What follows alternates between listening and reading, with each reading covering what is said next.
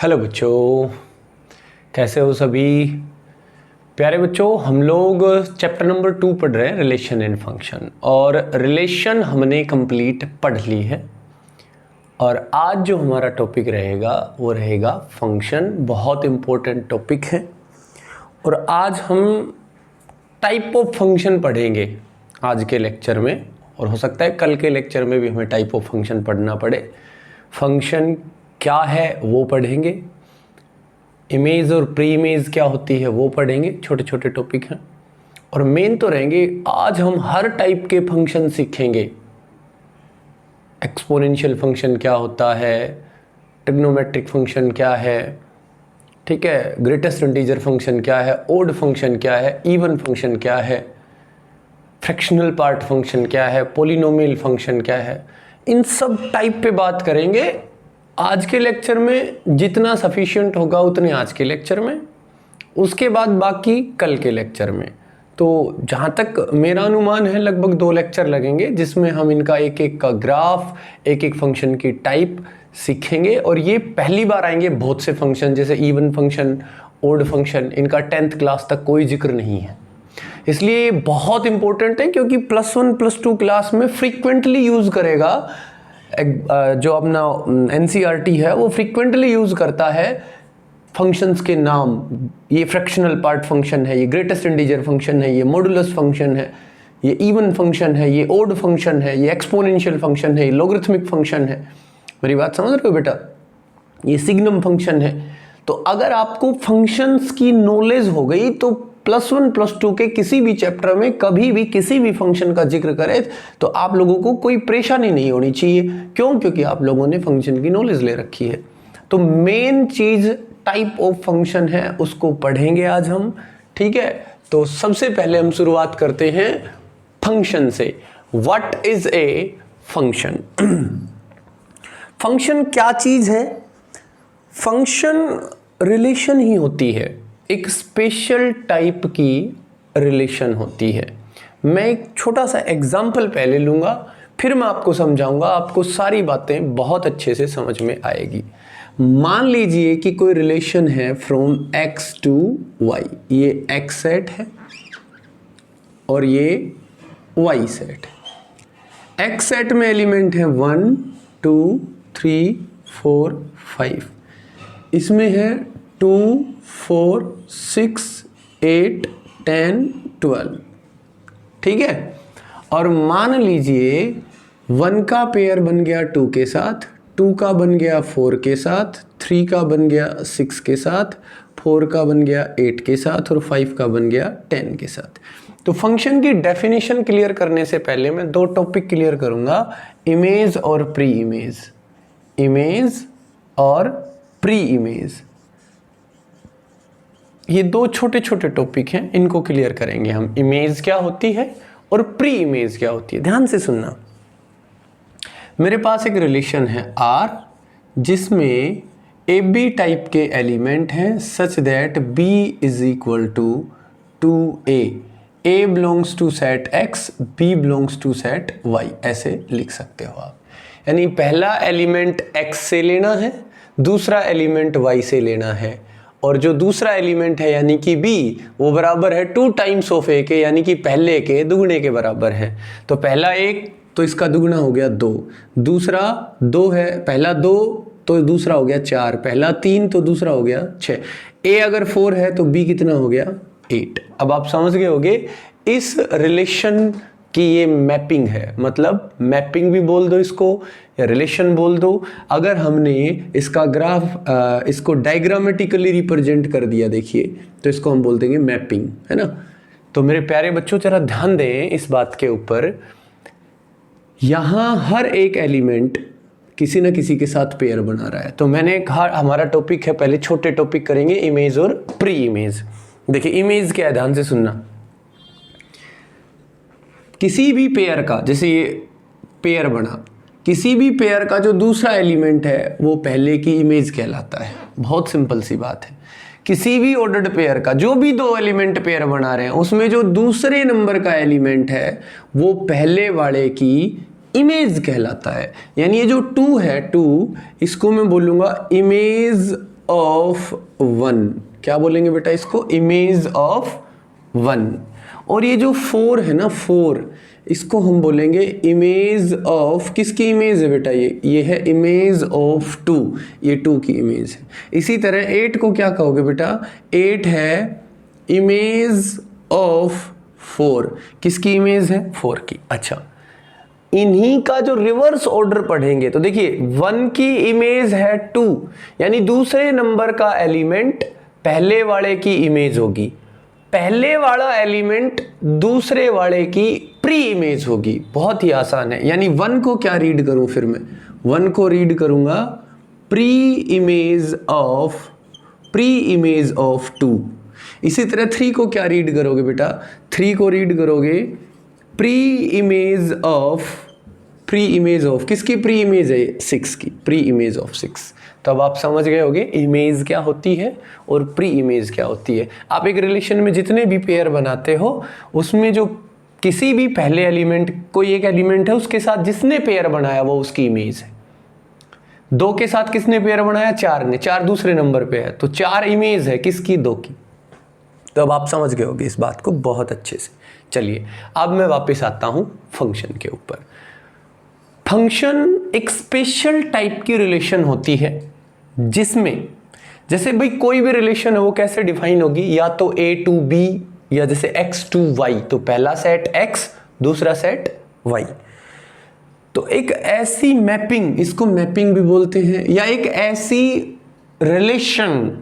Relation जिसमें पहले set का हर एक एलिमेंट पेयर बनाए, पहले सेट का हर एक एलिमेंट पेयर बनाए, यानी हर एलिमेंट की एक इमेज हो, और एक एलिमेंट केवल एक पेयर बनाए। ध्यान से सुनना बेटा, एक एलिमेंट केवल एक पेयर बनाए। जैसे यहां एक एलिमेंट है 1, इसने कितने पेयर बनाए, सिर्फ एक बनाया 2 के साथ। ये एलिमेंट है 2, इसने कितने पेयर बनाए, सिर्फ एक पर पेयर बनाया 4 के साथ। यानी कि हर एक एलिमेंट की यूनिक इमेज होनी चाहिए। यूनिक मतलब सिर्फ एक एलिमेंट की एक इमेज। मान लीजिए कोई और फंक्शन है और उसके चलते 5 10 के साथ भी पेयर बना रहा है और 5 12 के साथ भी पेयर बना रहा है। इसका मतलब 5 की यूनिक इमेज नहीं है। मैं पूछूं 5 की इमेज बताओ तो आप कोई यूनिक आंसर नहीं दोगे, आप कहोगे 5 की इमेज 10 भी है और 5 की इमेज 12 भी है। तो ये रिलेशन तो है बट ये फंक्शन नहीं है, क्योंकि फंक्शन कौन सा होता बेटा, फंक्शन में कब एक रिलेशन को फंक्शन कहेंगे, जब एक एलिमेंट, पहले वाले सेट का एक एलिमेंट केवल एक इमेज बनाएगा, एक से ज़्यादा नहीं बनाएगा। अब आप मेरी बात समझ रहे होगे मैं क्या कहना चाह रहा हूँ। मैं ये कहना चाह रहा हूँ कि जब किसी रिलेशन में पहले वाले सेट के हर एक एलिमेंट की इमेज हो और यूनिक इमेज हो, यूनिक मतलब एक एलिमेंट की कोई एक ही इमेज हो, तो वो रिलेशन क्या कहलाएगी, फंक्शन कहलाएगी। उस रिलेशन को या उस मैपिंग को फंक्शन कहेंगे। अब जैसे ध्यान से देखिएगा 1 2 3 4 5 7 8 11 13। अब देखिए 1 का पेयर 7 के साथ, 2 का पेयर 8 के साथ, 3 का पेयर 11 के साथ, 4 का पेयर 13 के साथ। क्या ये फंक्शन है? नहीं। क्यों? क्योंकि पहले सेट का एक एलिमेंट ऐसा है जिसकी इमेज नहीं है, और मैंने कहा पहले सेट के हर एक एलिमेंट की इमेज होनी चाहिए और यूनिक इमेज होनी चाहिए। अच्छा, अब क्या किया, 5 ने भी मान लीजिए 13 के साथ पेयर बना लिया। अब क्या ये फंक्शन है? बहुत से बच्चे नो कहेंगे, लेकिन अब भी ये फंक्शन है। क्यों है बेटा फंक्शन? क्योंकि मैंने क्या कहा, पहले सेट का हर एलिमेंट पेयर बनाएगा, हर एक ने पेयर बना रखा है, देखो 1 2 3 4 5। दूसरी बात मैंने कही, एक एलिमेंट केवल एक इमेज बनाएगा, यानी एक पेयर बनाएगा, यूनिक इमेज होगी। मैं तुमसे पूछूं 1 की इमेज बताओ तो तुम्हारा एक ही आंसर होगा, सर 7 यूनिक इमेज। 2 की इमेज बताओ, आप कहोगे सर 8 यूनिक इमेज। 3 की इमेज बताओ, आप कहोगे 11 यूनिक इमेज है। 4 की इमेज बताओ, आप कहोगे 13, दूसरा कोई ऑप्शन है तो बताओ, यूनिक इमेज है। 5 की भी एक ही इमेज है बस 13, वो बात अलग है कि 4 और 5 दोनों की सेम इमेज है, कोई फर्क नहीं पड़ता। यानी किसी एक एलिमेंट की 2 प्री इमेज हो सकती हैं, लेकिन किसी एक एलिमेंट की 2 इमेज नहीं हो सकती। मान लीजिए यहाँ 14 होता है, 5 की 2 इमेज हो जाती, 13 भी 14 भी, फिर ये फंक्शन नहीं होता। अच्छा, इस तरफ मान लीजिए कोई एलिमेंट बच गया, इस तरफ मान लीजिए कोई एलिमेंट बच गया जिसकी कोई प्री इमेज नहीं है, कोई दिक्कत नहीं है, इससे कोई फर्क नहीं पड़ता कि वो फंक्शन है या फंक्शन नहीं है। फंक्शन होने या ना होने का फर्क सिर्फ इस सेट से पड़ता है कि इस सेट का हर एक एलिमेंट पेयर बनाए, हर एक एलिमेंट पेयर बनाए, और एक एलिमेंट केवल एक एलिमेंट के साथ पेयर बनाए, यानी एक एलिमेंट की केवल एक ही इमेज हो। तो क्या मैं ये कह सकता हूं, ध्यान से सुनिएगा, function is a special type of relation from X to Y, function is a special type of relation from X to Y such that each and every element of x, each and every element of x has a unique image in y, यानी इनकी हर एक की unique image होनी चाहिए। अब जैसे यहाँ 4 और 5 दोनों की यूनिक इमेज है, इसकी भी 13 ही है बस, और इसकी भी एक ही है 13, यानी एक ही इमेज होनी चाहिए, एक से ज़्यादा इमेज नहीं होनी चाहिए। ठीक है बेटा, तो यूनिक इमेज होनी चाहिए। तो मेरे प्यारे बच्चों, अब आप लोग इस बात को समझ गए होंगे। अब जैसे इस रिलेशन में जो x से y पे डिफाइन है, उसमें अगर x सेट में एक और एलिमेंट होता 6, तो भाई इसके अकॉर्डिंग 6, अगर a को 6 लेते हो तो b हुआ 6 2 जा 12, तो वहां 12 था, तो इसका भी पेयर बन गया। अब भी ये फंक्शन है क्योंकि हर एक एलिमेंट की यूनिक इमेज है। अब मान लीजिए इसमें एक एलिमेंट होता 7, तो अगर a को आप 7 लेते हो तो b हुआ 7 2 जा 14, लेकिन मेरे y सेट में तो 14 नहीं है, तो 7 की कोई इमेज उस तरफ एग्जिस्ट नहीं करती। और अगर ऐसा है तो ये फिर फंक्शन नहीं है, ये रिलेशन फंक्शन नहीं है। क्यों नहीं है? क्योंकि यहाँ फर्स्ट वाले सेट में एक एलिमेंट ऐसा बच गया जिसकी कोई इमेज नहीं है, और जब इस सेट का एक एलिमेंट भी ऐसा है जिसकी उस तरफ कोई इमेज नहीं है, तो वो फंक्शन नहीं है, वो एक सिर्फ रिलेशन है, फंक्शन नहीं। अब ये फंक्शन है। ठीक है बच्चों, तो फंक्शन क्या हुआ? फंक्शन वो रिलेशन हुई फ्रॉम एक्स टू वाई। अब मैंने जर्नल बोला X to Y, X set कुछ भी हो सकता है, वाई कुछ भी, एक्स वो फ्रॉम एक्स टू वाई बोल रहा हूं, इसका मतलब पहला एलिमेंट एक्स से लिया जाएगा, दूसरा वाई से, यानी इमेज वाई वाले एलिमेंट्स को कहूंगा और प्री इमेज एक्स को, जो पेयर बना रहे हैं सिर्फ उन्हीं को इमेज प्री इमेज कहते हैं।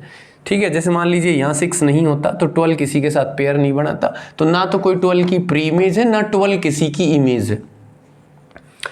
तो अगर पहले सेट के हर एक एलिमेंट की दूसरे सेट में एक यूनिक इमेज हो, तो ऐसी मैपिंग को या ऐसी रिलेशन को फंक्शन कहेंगे। ठीक है बेटा, तो अब मैं इसकी डेफिनेशन लिख रहा हूं, आप चाहें तो साथ साथ उतार सकते हैं, अदरवाइज बुक में जो डेफिनेशन दे रखी है आप वो फॉलो कर सकते हैं। ठीक है, ध्यान से देखिएगा। Function is a mapping, function is a mapping from x to y such that every element of x, every element of x set, okay, या every x belongs to x set, every x यानी element belongs to x set has a unique image in y. Function is a mapping from x to y, यानी function एक special type की relation है from x to y such that each and every, या आप ऐसे भी लिख सकते हो ईच एंड एवरी, या मैंने लिख दिया every x belongs to x set has a unique image in y।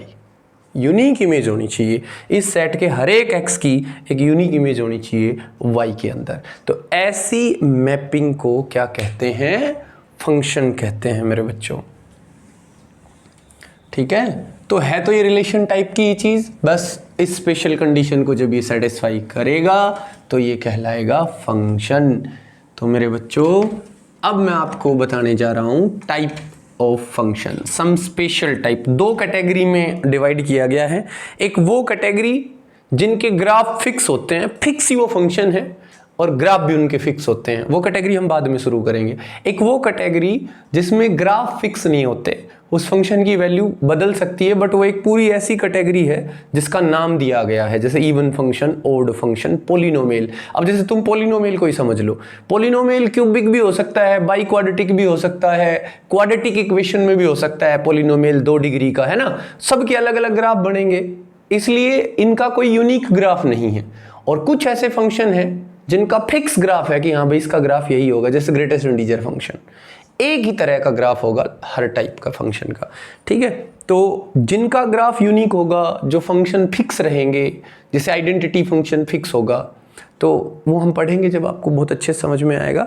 लेकिन फिलहाल हम बात करते हैं, मैंने आपको फंक्शन पढ़ाया, फंक्शन को रिप्रेजेंट करने के तरीके वही हैं, roster form, set builder form, arrow diagram, by formula, by graph. तो बाई ग्राफ तो अब मैं जितने टाइप के फंक्शन करूंगा जिनका ग्राफ बनेगा वो ग्राफ भी बना दिए जाएंगे। बाकी रिलेशन ही है ये, रिलेशन को रिप्रेजेंट करना आता है तो फंक्शन को भी रिप्रेजेंट करना आता है, कोई बड़ी बात नहीं, कुछ अलग नहीं सीखना इसके लिए, उसमें कोई टाइम वेस्ट नहीं करेंगे हम, ठीक है। अब देखिए some special types of function.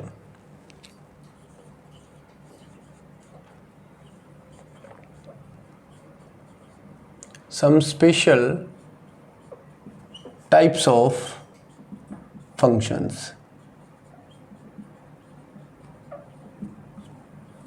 Functions की कुछ स्पेशल टाइप हैं बेटा, वो देखिए। सबसे पहला आता है रियल वैल्यूड फंक्शन। सबसे पहला आता है रियल वैल्यूड फंक्शन। देखिए कवर तो मैं सारे करवाऊंगा, बट कुछ अनइम्पोर्टेंट हैं उन पे ज़्यादा स्ट्रेस नहीं डालेंगे हम, वो फटाफट समझ में भी आएंगे। अब देखिए कोई रिलेशन हो या कोई फंक्शन हो, वो दो सेट पे डिफाइन होता है, from A to B, from X to Y. तो रियल वैल्यूड फंक्शन क्या हुआ, एनी फंक्शन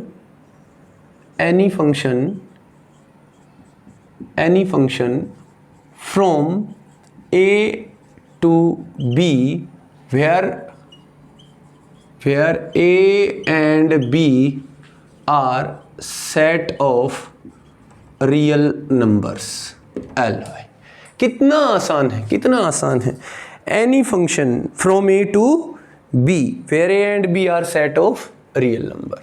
a से b सेट है, मान लो जनरल बात की है मैंने, a और b कह दिया, अब a और b फिक्स नहीं है, a से b। अब मैंने आगे बताया फिर अगर ये a और b set of real number हैं तो फिर ये फंक्शन क्या कहलाएगा, रियल वैल्यूड फंक्शन। देखिए इसको रियल वैल्यूड फंक्शन क्यों कहते हैं, a सेट किसका, रियल नंबर का, b किसका, रियल नंबर का। आप a से पहला एलिमेंट उठाओगे, उसकी इमेज कहाँ होगी, b सेट में। a को रियल नंबर लोगे तो b जो इमेज आई वो भी रियल आएगी, यानी वैल्यू हमेशा इसकी रियल आएगी। तो इस फंक्शन को क्या कहेंगे, रियल वैल्यूड फंक्शन। खैर कोई बहुत ज़्यादा इंपॉर्टेंट नहीं है क्योंकि सिंपल सा टॉपिक है ये। उसके बाद दूसरे नंबर पे आता है हमारे पास, दूसरे नंबर पे आता है मेरे प्यारे बच्चों पोलिनोमियल फंक्शन। दूसरे नंबर पे क्या आया, पोलिनोमियल फंक्शन, पोलिनोमियल। अब देखो सभी को पता है लीनियर पोलिनोमियल क्या है, क्वाड्रेटिक पोलिनोमियल क्या है, क्यूबिक पोलिनोमियल क्या है, सबको पता है ना बेटा। ऐसी इक्वेशन कैसी, a नोट एक्स की power note plus a1 x की पावर 1 प्लस a2 एक्स की पावर 2 प्लस a3 एक्स की power 3 plus up two plus an x की पावर n। इस टाइप का कोई भी फंक्शन, चलो मैं इसको px के बराबर कह देता हूँ, where n belongs to whole number. यानी ये जो x है ना, x इसकी जो पावर है वो जब होल नंबर हो, ये a note, a1, a2, a3 ये कांस्टेंट हैं, ये रियल नंबर होते हैं। ये कोई भी रियल हो सकते हैं, 1/2, 1/3, 5/7, 10/12 कुछ भी हो सकते हैं ये। लेकिन इसकी जो पावर है x की वो सिर्फ 0, 1, 2, 3 से लेके n तक कुछ भी हो होल नंबर रहेगी बस। ना वो पावर फ्रैक्शन में रहेगी, ना वो पावर रूट में रहेगी, ना वो पावर नेगेटिव रहेगी। यानी आप समझदार हो, 9th और 10th में भी पढ़ के आए होगे, जैसे x³ प्लस 7 x की पावर -2 प्लस 5x प्लस 8। क्या ये पोलिनोमियल है? नहीं, क्योंकि इसकी पावर नेगेटिव होगी। अब ये पोलिनोमियल है। क्या अब ये पोलिनोमियल है? नहीं, क्योंकि x के ऊपर रूट लग गया, मतलब इसकी पावर 1/2 हो गई। अब ये पोलिनोमियल नहीं है। अब बिल्कुल है। अब मैंने 7 पे रूट लगा दिया, क्या ये पोलिनोमियल है? बिल्कुल है, क्योंकि ये कांस्टेंट है, ये रियल नंबर होना चाहिए। इस पे रूट लग गया, ये फ्रैक्शन में ये 5/2 है, कोई फर्क नहीं पड़ता। बस x की पावर हमेशा एक होल नंबर होनी चाहिए। तो ये बात तो भाई 9th 10th की है, तो एक बार मैंने फटाफट बता दी है। तो पोलिनोमियल फंक्शन मतलब पोलिनोमियल होना चाहिए, तो वो पोलिनोमियल फंक्शन हो गया। ठीक है बेटा। अब देखिए आगे आया रैशनल फंक्शन। तीसरे नंबर पे क्या आया बेटा हमारे पास? तीसरे नंबर पे आया रैशनल फंक्शन। तीसरे नंबर पे आ गया हमारे पास रैशनल फंक्शन। रैशनल फंक्शन देखो कुछ भी नहीं है, बहुत आसान है। कोई भी function f(x) is equal to px upon gx type का, where gx is not equal to 0 और px and gx are polynomial. बस इतनी सी बात से आप समझ जाओगे कि रैशनल फंक्शन क्या होता है। ठीक है, आप बहुत अच्छे से समझ जाओगे कि रैशनल फंक्शन क्या होता है। देखिए मेरे बच्चों, बहुत आसान। जैसे रैशनल नंबर तुमने सुना था इंटीजर अपॉन इंटीजर और denominator is not equal to 0, ऐसे ही रैशनल फंक्शन होता है पोलिनोमियल अपॉन पोलिनोमियल। जैसे कोई भी फंक्शन है x³ + 3x + 8 अपॉन x² + 5, ऊपर 3 डिग्री का पोलिनोमियल, नीचे 2 डिग्री का पोलिनोमियल, तो ये हो गया रैशनल फंक्शन। √x + 7। अब ये रैशनल फंक्शन नहीं है, क्योंकि ऊपर तो पोलिनोमियल है, नीचे पोलिनोमियल नहीं है। और रैशनल फंक्शन वही होगा जो पोलिनोमियल अपॉन पोलिनोमियल होगा। अगली बात रही gx is not equal to 0 की, वो x पे डिपेंड करता है, यानी हम वो x नहीं ले सकते।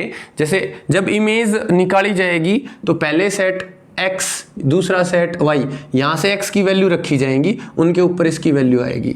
तो x की कोई ऐसी वैल्यू हमारे पास इस सेट में नहीं होगी, यानी कोई डोमेन ऐसी नहीं होगी जिसको रखने पे ये 0 हो। मान लीजिए ये 5 रखने पे या -5 रखने पे मान लो कि ये 0 होता है, -5 रखने पे, चलो ये देखो -5 रखने पे ये 0 होता है, तो हमारे इस सेट में -5 होना नहीं चाहिए, ताकि ना मैं -5 रख सकूं ना इसकी वैल्यू 0 आए। ये 0 रखने पे भी 0 होगा, तो इसमें 0 भी नहीं होना चाहिए। यानी देखो कोई भी रिलेशन है या कोई भी फंक्शन है, वो x to y डिफाइन होता है, 2 सेट्स पे डिफाइन होता है। तो पहले वाला जो सेट है उसमें कोई x ऐसा नहीं होना चाहिए जिस पे ये नीचे वाला 0 के बराबर हो। बाकी ये बात बहुत अच्छे समझ में आएगी जब हम डोमेन और रेंज पढ़ेंगे, और मैंने कहा था वो स्पेशल एक दिन का टॉपिक है।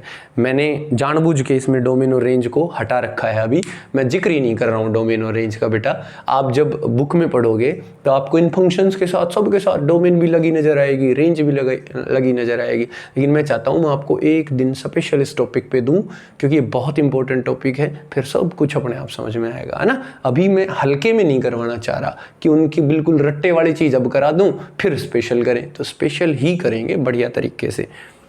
ठीक है, फिलहाल हम सिर्फ टाइप ऑफ फंक्शन पे फोकस करेंगे, बिल्कुल प्रॉपर चैनल से चलेंगे ना, कोई ऐसी चीज़ नहीं करेंगे जो आपको अभी समझ में भी ना आए और उसको फिर पढ़ाया जाए फालतू में।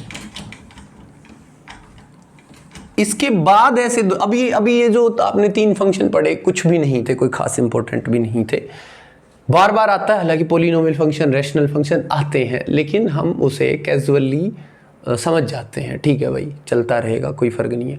लेकिन जब बात आती है इवन फंक्शन की, ओड फंक्शन की, तो वो स्पेशल केस बन जाता है। ठीक है, तो +2 तक स्पेशल केस ही रहेगा ये। अब चौथे नंबर पे इसमें आया इवन फंक्शन। कैसा फंक्शन आया बेटा?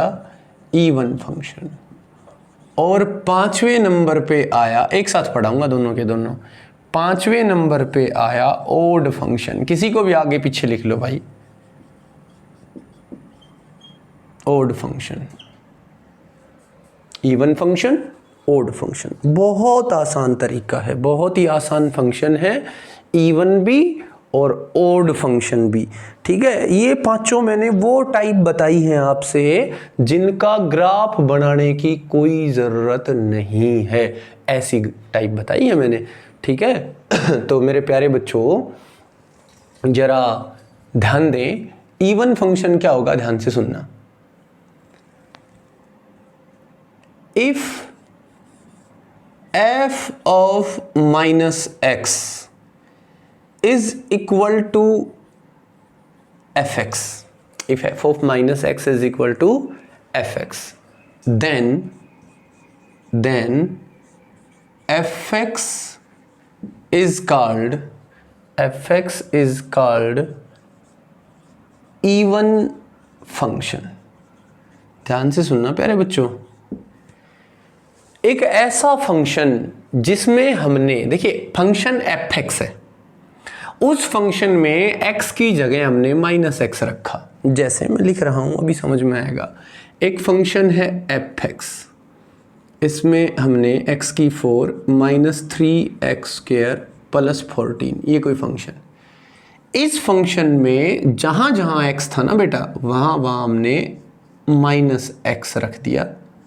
रखो एक बार इसमें माइनस एक्स, तो x की जगह माइनस एक्स रखो। माइनस एक्स की power 4 minus 3 into minus X का स्क्वायर प्लस 14। माइनस एक्स की 4 करोगे तो ये आएगा प्लस एक्स की पावर 4 माइनस 3, माइनस एक्स का स्क्वायर करोगे तो प्लस एक्स स्क्वायर आएगा। ये माइनस बाहर था ऑलरेडी, बाहर ही रहेगा, प्लस 14। गौर से देखो, एफ ऑफ माइनस एक्स है ये मेरा, F of minus x. F of minus x जो है उसमें और जो एफ एक्स था शुरू में, इसमें कोई फर्क है? कोई फर्क नहीं है, कोई भी फर्क नहीं है। यानी अगर मैं तुम्हें मोटे तौर पे समझाना चाहूं तो ध्यान से सुनना, इसकी वैल्यू 5 पे निकाल दो, x को 5 रखो और यहां रखोगे तो वो -5 हो गया। 5 पे और -5 पे, 2 पे -2 पे, 3 पे और -3 पे वैल्यू आएगी बिल्कुल सेम। ऐसा फंक्शन क्या कहलाएगा बेटा? Even function. आप चाहे तो निकाल ले, जैसे इस फंक्शन की 2 पे वैल्यू निकालें, f ऑफ 2, तो 2 की पावर 4 -3 इंटू 2 का स्क्वायर प्लस 14, तो ये कितना आया बेटा? 2 की पावर 4 करोगे तो 16, माइनस 2 की पावर 2 करोगे तो 2 दूनी 4, 4 तिये 12 प्लस 14, तो बेटा ये आंसर आया 18। आप f ऑफ -2 निकालें, यानी जहां जहां x है वहां -2 रख दें, तो -2 की पावर 4 -3 इंटू -2 का square plus 14।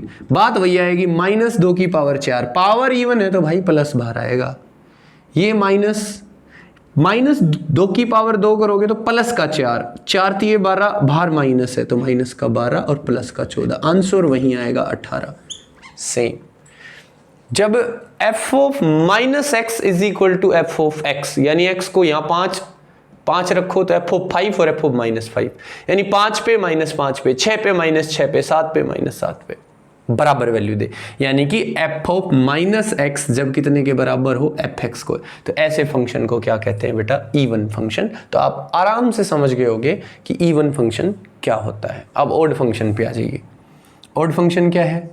If f of -x is equal to minus of fx, यानी आप अगर x की जगह -x रखते हैं तो बिल्कुल fx जैसा ही आएगा, कोई ज्यादा फेरबदल नहीं होगा, लेकिन माइनस भार यानी कि बिल्कुल उल्टे निशान का आएगा।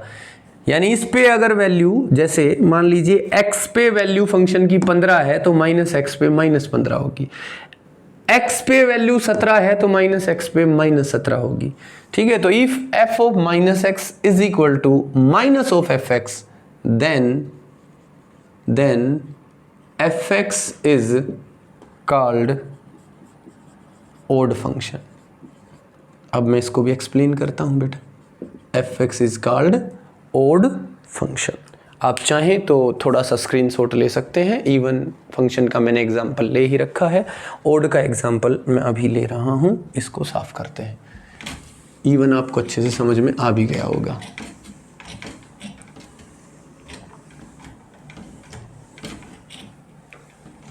देखिए बेटा,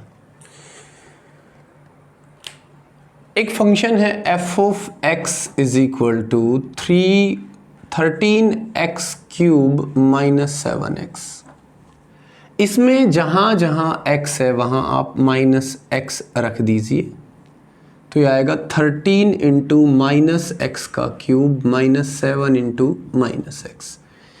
एफ ऑफ माइनस एक्स बराबर आया, माइनस एक्स का क्यूब करोगे तो माइनस बाहर आएगा, पावर ओड है तो माइनस बाहर, यहाँ से माइनस बाहर तो प्लस का 7x। तो F of minus x F x से जस्ट उल्टे साइन पे आ गया, जो प्लस का था वो माइनस का हो गया, जो माइनस का था वो प्लस का हो गया, यानी एफ ऑफ माइनस एक्स बराबर हो गया minus common 13x cube minus 7x। ठीक है, तो f of minus x is equal to, ये माइनस बाहर लेने के बाद एज इट इज क्या बना fx, तो ये बन गया माइनस ऑफ fx। ऐसे फंक्शन को कहते हैं ओड फंक्शन। ओड क्यों कहते हैं, ध्यान से सुनिएगा। जैसे ओड पावर में प्लस, अगर बेस पॉजिटिव है तो पॉजिटिव बाहर आएगा, बेस नेगेटिव है तो नेगेटिव बाहर आएगा। अच्छा ध्यान से सुनिएगा, ओड फंक्शन का मतलब क्या है। ये फंक्शन जो वैल्यू 5 पे देगा एज इट इज उतनी ही वैल्यू -5 पे देगा, लेकिन अपोजिट साइन की देगा। अब जैसे मान लीजिए फॉर एग्जांपल मैं इस फंक्शन की वैल्यू किस पे निकाल लूँ, 1 पे निकालता हूँ। एफ ऑफ 1 कितना आएगा, 13 इंटू 1 का क्यूब माइनस 7 इंटू 1, ये आया 13 माइनस 7 दैट इज 6। अब आप -1 पे निकालो, ये कितना आया भाई 13 इंटू -1 का क्यूब माइनस 7 इंटू -1। ये -1 का क्यूब करोगे तो 13 तो माइनस का हो जाएगा, ये माइनस आया तो ये प्लस का हो जाएगा, आंसर आया -6। यानी मैग्नीट्यूड तो एज इट इज 6 है, लेकिन अपोजिट निशान आ गया।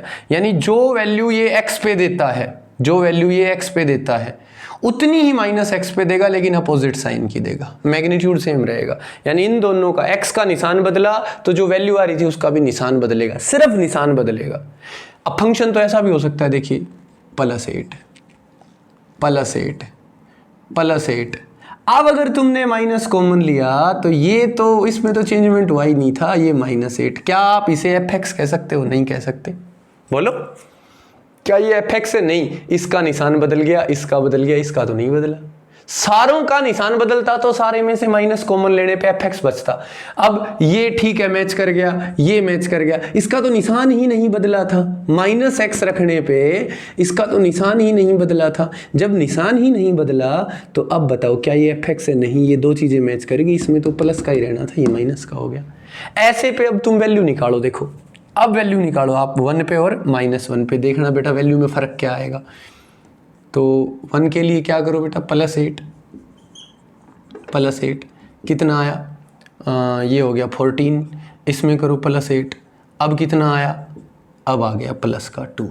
तो आप देखोगे मैग्नीट्यूड भी सेम नहीं है और निशान भी अपोजिट नहीं आ रहा। तो ऐसे फंक्शन को कहेंगे neither even function nor odd function. ना तो ये इवन फंक्शन है, ना ही ये ओड फंक्शन है मेरे बच्चों।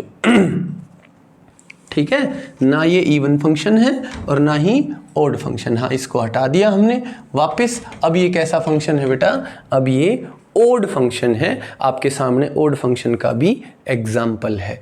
तो क्या कहूंगा मैं, if f of -x is equal to fx, यानी एक ऐसा फंक्शन जिसमें x को अगर -x से रिप्लेस कर दिया जाए तो कोई फर्क नहीं पड़े, फिर भी उतना का उतना ही रहेगा, fx जितना ही, तो ऐसा फंक्शन हुआ इवन फंक्शन।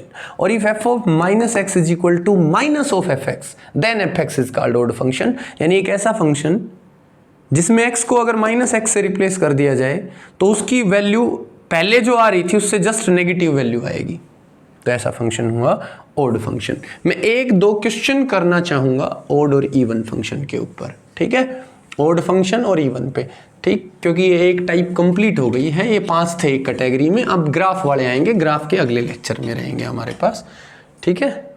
बहुत बारीकी से पढ़ेंगे बेटा हम फंक्शन को, क्योंकि फंक्शन बहुत इंपॉर्टेंट टॉपिक है हमारे लिए और पूरी 1-2 में सीधे फंक्शन यूज होंगे। तो अब देखिए बताना है कि ये फंक्शन इवन है या ओड है, ठीक है, आप लोग बताओगे। जैसे fx is equal to 2x cube plus 5x, तो बेटा f ऑफ -x रखिए, ये आया 2 इंटू -x का क्यूब प्लस 5 इंटू -x। तो ये आया 2 इंटू माइनस एक्स का क्यूब करोगे तो बेटा माइनस बाहर एक्स क्यूब, ये माइनस बाहर plus minus minus 5x, minus common लो तो ये हो गया 2x क्यूब प्लस 5x, यानी कि एज इट इज़ क्या बन गया fx। तो f ऑफ माइनस एक्स है वो बन गया माइनस ऑफ fx। तो बताइए कैसा फंक्शन है? सो fx इज ओड फंक्शन। बस ऐसे चेक करना है, ओड फंक्शन। ठीक है बच्चों, ऐसे चेक कर लोगे आप तो इवन और ओड कर लोगे। इसमें बाकी जो 2 एग्जांपल हैं उसके लिए आपको टाइप ऑफ फंक्शन और पढ़ने पड़ेंगे। उसमें ग्रेटेस्ट इंटीजर फंक्शन का एग्जांपल ले रखा है और मॉडुलस फंक्शन का एग्जांपल ले रखा है। तो ये क्वेश्चन मैं तब कराऊंगा जब हम ये ग्रेटेस्ट इंटीजर फंक्शन और मॉडुलस फंक्शन पढ़ लेंगे, लगभग अगले लेक्चर में, यानी कि कल। ठीक है बच्चों, तो उम्मीद करता हूं आपको फंक्शन क्या है, इमेज, प्री इमेज और व्हाट इज ए फंक्शन, और ये some special type of function, और इनमें सबसे इंपॉर्टेंट इवन और ओड, इवन फंक्शन और ओड फंक्शन, ये आपको बहुत अच्छे समझ में आ गया होगा। फिर भी कोई प्रॉब्लम रहती है आप मेरे से ज़रूर पूछें। ओके बच्चों, thank you, have a nice day.